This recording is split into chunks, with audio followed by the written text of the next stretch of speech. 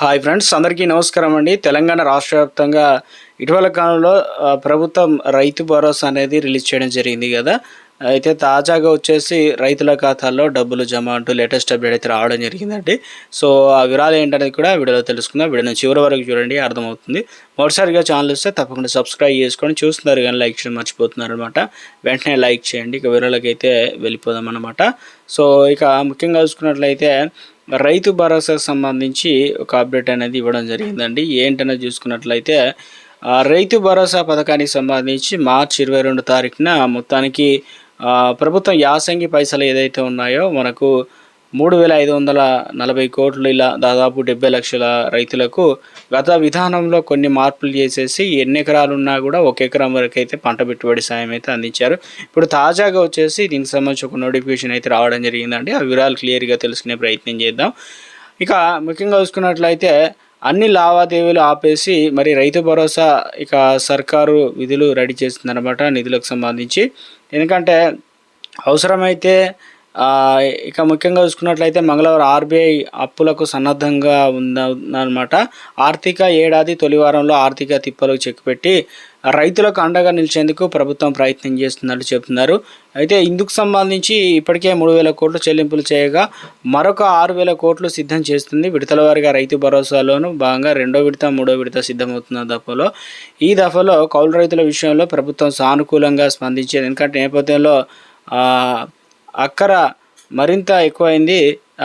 ఆర్థిక ఏడాది తొలి వారంలోనే భారీగా నిధులు ఖర్చు సర్కారు సిద్ధమవుతుంది. తొలుత ఉద్యోగులకు వేతనాలు, పింఛన్లు, వడ్డీ చెల్లింపులు, అప్పుల భారం, రీపేమెంట్ లెక్కలు తీస్తున్నారన్నమాట.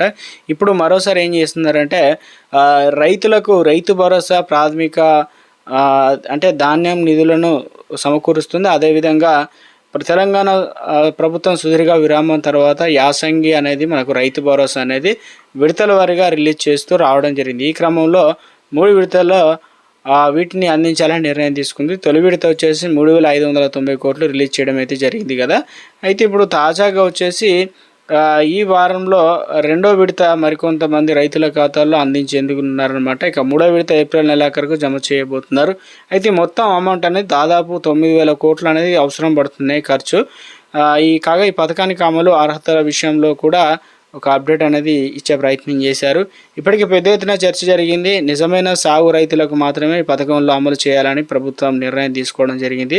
అయితే వీటన్నిటిని పక్కన పెట్టి ప్రభుత్వం ఖాతాలు నిధులు జమ చేయడంలో కొన్ని నిబంధనలు అయితే అమలు చేస్తున్నారనమాట. అందులో భాగంగా తెలంగాణ రాష్ట్రానికి చెందని రైతులకు రైతు భరోసా పథకం కూడా వర్తించదనమాట.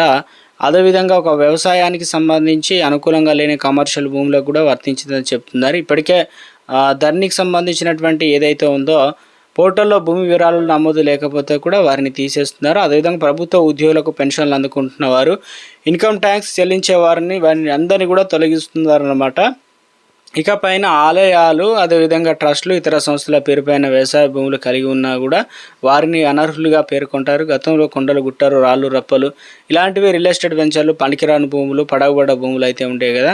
సో ఇప్పుడు అలా కాకుండా దరఖాస్తుదారు పేరు మీద ధరణి పోర్టల్లో నమోదై ఉండాలి. వ్యవసాయం చేయడానికి ఆ భూమి కూడా అనుకూలంగా ఉండాలి.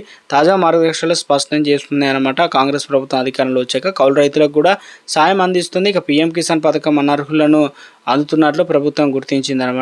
ప్రత్యేక కార్యాచరణ చేపట్టి అర్హత లేని వారందరినీ జాబితాను తొలగిస్తుంది. తెలంగాణలో 32,000 మంది పీఎం కిసాన్ అర్హత ఎవరైతే అనర్హులు ఉన్నారో వారందరినీ కూడా తొలగించడం అయితే జరిగింది. సో ఇక్కడ దీన్ని బట్టి చూసుకున్నట్లయితే తెలంగాణ రాష్ట్ర వ్యాప్తంగా అన్నదాతలకు సంబంధించి గుడ్ న్యూస్ అన్నమాట. నిధులు లేక ఇటీవల కాలంలో పెండింగ్లో అయితే పడింది కదా. ఇప్పుడు ప్రభుత్వం ఫుల్ ఫోకస్ పెట్టిందనమాట. ఆ నిధులు అనేది సిద్ధం చేయడానికి అన్ని ఏర్పాట్లు చేసింది. ఇప్పుడు దాదాపుగా 2,600 కోట్ల రూపాయలు ఏమో అవసరం అవుతున్నాయి. సో ఇందుకు సంబంధించిన నిధులు కూడా సిద్ధం చేసినట్లు ఒక అప్డేట్ అనేది ఇచ్చే ప్రయత్నం అయితే చేయడం జరిగిందనమాట. మొత్తానికైతే తెలంగాణ రాష్ట్ర వ్యాప్తంగా. ఇక మరొక అప్డేట్ అయితే ఇవ్వడం జరిగిందండి. కేంద్ర కేబినెట్ కూడా కీలక నిర్ణయాలు తీసుకుందనమాట. రైతులకు మేలు చేసే దిశగా నిర్ణయం తీసుకున్నారు. చెప్తున్నారు ఏందని చూద్దాం. ఇందులో ప్రధానమంత్రి నరేంద్ర మోదీ అధ్యక్షతన కేంద్ర మంత్రివర్గం బుధవారం సమావేశమైంది. సమావేశంలో 5 కీలక నిర్ణయాలు తీసుకుంది. ఖరీఫ్ సీజన్ కోసం న్యూట్రియంట్ అంటే బేస్డ్ సబ్సిడీగా దాదాపుగా 41,533 కోట్ల రూపాయలు అనేది కేటాయించింది. దీనివల్ల ఏమవుతుందంటే అంటే ఇదే క్యాబినెట్‌లో ఆమోద ముద్ర వేసింది. కేటాయింపుల వల్ల ఏమవుతుందంటే వ్యవసాయం, ఇంధనం, రవాణా భారీగా మార్పులనేది వస్తున్నట్లు చెప్తున్నారనమాట.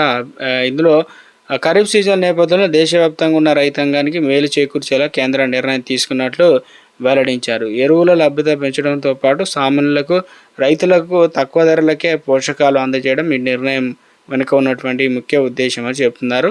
దీనివల్ల ఎరువులు అనేది ధరలు తగ్గుతాయనే విధంగా ప్రభుత్వం నిర్ణయం తీసుకోవడం అయితే జరిగినట్లు ఒక అప్డేట్ అయితే రావడం జరిగిందండి. ఇంకా పనిలో పని మరొక అప్డేట్ కూడా ఇవ్వడం అయితే జరిగిందండి. సో ఆ వివరాలు ఏంటనేది కూడా తెలుసుకుందామండి. తెలంగాణ రాష్ట్రంలో ఇక రైతులకు సంబంధించి గుడ్ న్యూస్ చెప్పారు. ఇక తెలంగాణలో రైతులందరికీ ఒక ప్రత్యేకమైన కార్డు అనేది ఇవ్వనున్నారనమాట. అది ఎలా అంటే తెలంగాణలో రైతులందరికీ నేల ఆరోగ్య కార్డు పంపిణీకి రాష్ట్ర ప్రభుత్వం సిద్ధం కావడం జరిగింది. అన్ని ఏర్పాట్లు చేస్తున్నారట. రాష్ట్ర వ్యవసాయ శాఖ అధికారులు అంటే కార్యదర్శి సురేందర్ మోహన్ తెలియడం జరిగింది.